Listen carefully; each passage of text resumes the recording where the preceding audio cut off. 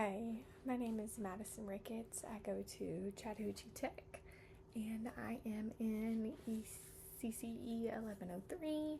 Today's July 12th, and today I'm going to talk about temperaments in young children. You know, temperaments are born within each child. We cannot change, we cannot control. They're very unique with each child. No child is the same. And teachers, we want to make sure that we are caring for the children, and we can adjust to them.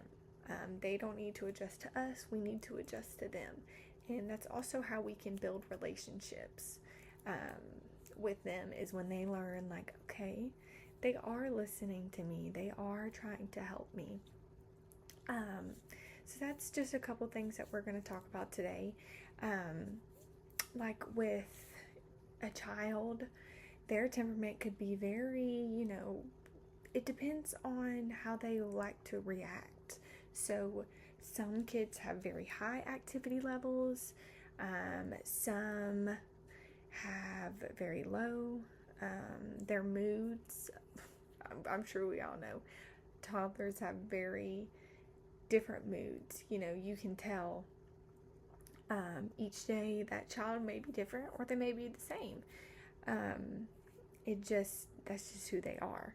And it's very important that we as teachers, as caregivers, we help the child.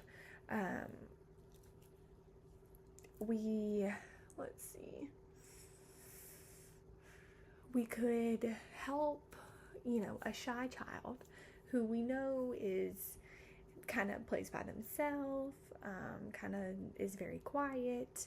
We could maybe pair them with another child who isn't so quiet, who is more energetic, because I'm sure we all know children feed off of each other.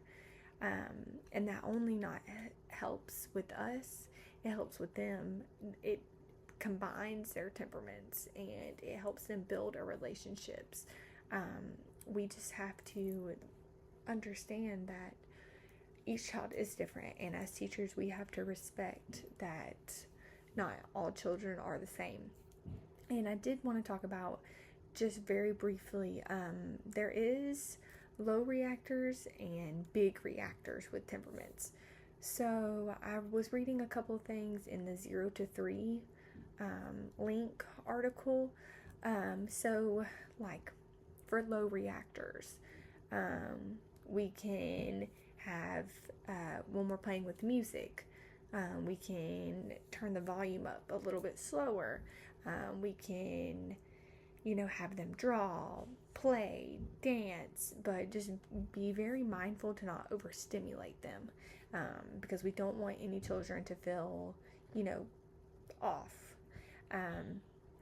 Or like with big reactors, children that we know love to have validation, per se. If they need to be heard or seen, we can always make sure that we're, like in the article, validating their feelings, just rocking them, holding them, telling them, like, we know you're sad, we know you're upset, but everything's gonna be okay. So yeah, that's just a couple things that us as caregivers, as teachers with children with all different temperaments, just keep in mind that they're all unique. All children have temperaments, but they're not all the same. We just have to make sure that we're recognizing them. We can adjust to them, and we always have to make sure that we're building relationships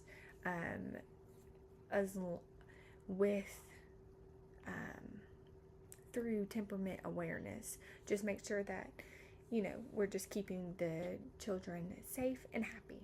Thank you.